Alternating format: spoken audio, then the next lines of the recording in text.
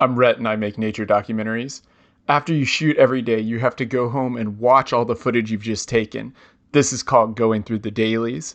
This can be a fairly laborious process. Lucky for me, I've got you along for the ride. Lucky for you, something very exciting happens a little bit later. What I'm doing right now is getting establishing shots of the environment, which is a multi-pond system in this big prairie in Florida. I'm trying to find some main characters. I'm looking for alligators that I think might do something. And I'm also looking for actions that I can later stitch together to form a narrative. This is for a blue chip, so for think David Attenborough style filmmaking, which typically doesn't have a human involved in the story, just a narrator.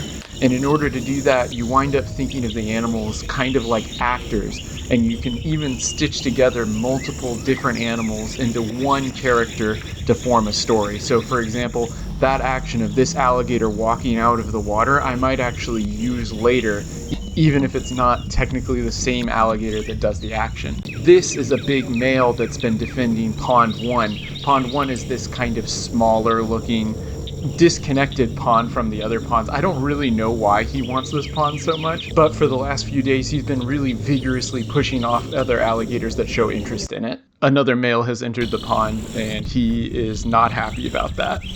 I've cheated a little here for dailies because this shot is actually a little bit out of order. The next shot I'm going to show you is going to be the original, but I didn't want you to get confused with which alligator was which. So this is the challenger, and this is our OG pond boss getting ready to put on a display.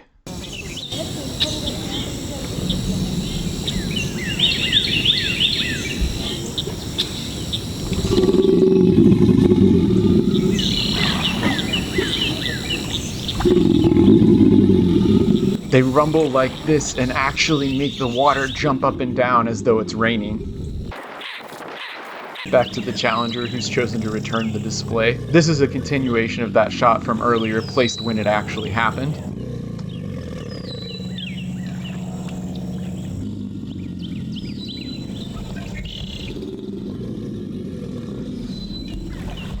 I really struggled to get this two-shot with them both framed in at the same time.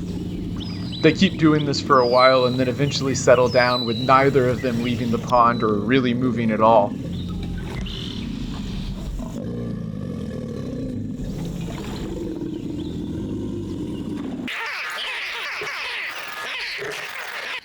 It's interesting to me how when you speed it up, their rumbles sound a lot like baby alligator calls, which, if you haven't heard them, sound a bit like this. See what I mean? Temporarily embarrassed, the pond boss sat at the other side for a long time, a very long time, but then he started moving, and I didn't initially realize why. He was tuned into something that I wasn't. I initially thought that maybe he was going to actually get out of the pond, but then I finally saw what he was looking at. Another alligator coming over the bank from pond 2.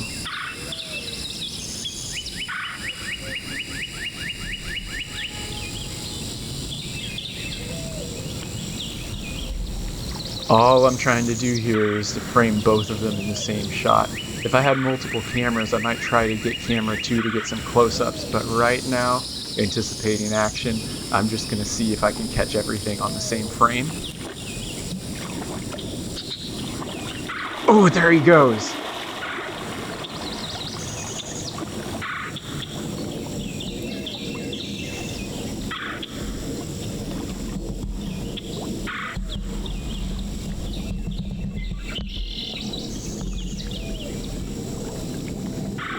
He's making a run for it.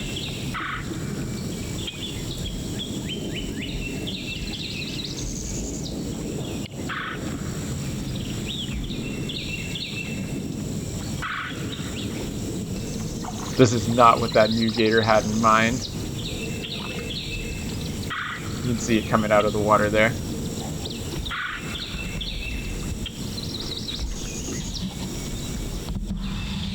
You'll notice that neither of them actually hurt the other one. The main character opened his mouth and threatened, and he even made contact, but he didn't actually do anything damaging.